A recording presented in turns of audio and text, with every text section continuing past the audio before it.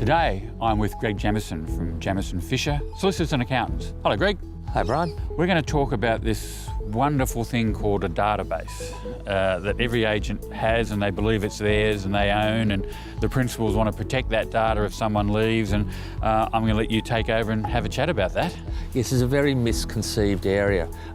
If I'm an employee and I'm referring people into the business, I'm out door knocking, I'm meeting people on weekends, I'm meeting them at the pub, and I'm bringing them in and putting them into the database, there's this perception that they're my clients, and we all talk about my clients.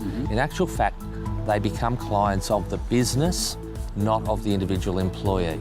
The courts have ruled because the employee has been engaged and is paid by the business, that they are gathering those potential clientele for and on behalf of the business. So that database belongs purely to the business and not the individual salesperson. So if I'm an employee and I'm leaving and I believe that they're my clients... You can't take them with you. Okay, so if I didn't take them with me and I left and those people contacted me... So this will depend on how the employment agreement is structured. Now, a standard employment agreement prepared by Reef has non-solicitation and confidentiality clauses, and quite often they may have a restraint.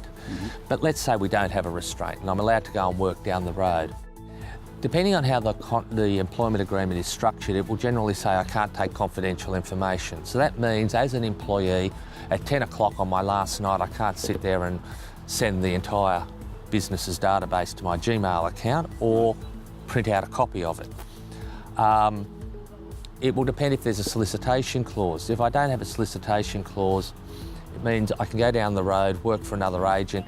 If a potential former client of that business contacts me directly, then that's not solicitation. But if I ring them and say, hey, I'm down the road, I know you want to sell your house, then that would be solicitation and fall foul of the employment agreement. So that's if you're an employee. What happens if you're a contractor, which is, But so first of all, commission only can still be an employee. A commission-only agent is an employee. And then if you set up your own company and you're doing conjunction with your old agency? If I become an independent contractor, I'm running now my own business. And so I may well be inputting all of the clients into the business's database, but as an independent contractor, those people that I'm putting into the business's database are actually my clients.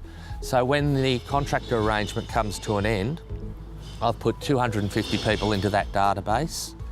I can take those 250 contacts with me and continue to work with them. Being an independent contractor, could you be contracted where at the end you couldn't take it? Could that be in your contract? No, because then that would fall foul of the what's the indication that I'm a contractor, and that would be a controlling test, and then Office of State Revenue and the ATO would knock it down as a farce. Saying that you're not an independent contractor, you're an employee. That's it. Well, that's very interesting, Greg. I think we all learned a lot of that. Thank you very much.